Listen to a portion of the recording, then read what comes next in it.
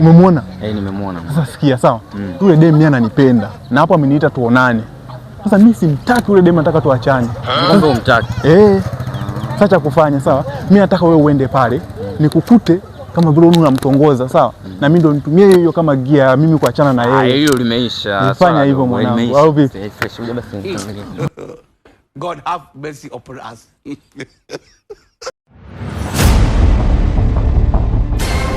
Dada mambo?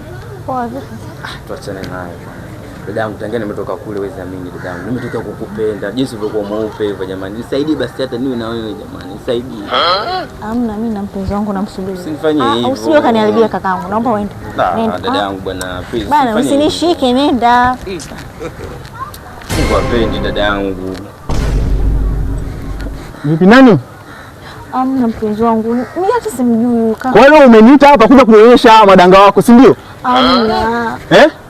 Mambo gani unanifanyia? Umeniita hapa kuonyesha madanga wako, si ndio? Sasa sehemu achana na mimi wewe.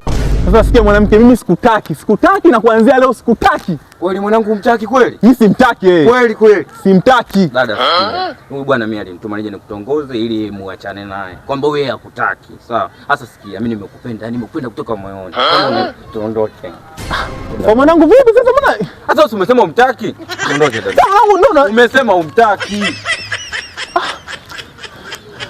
Kweli snitch so mwana. Mwana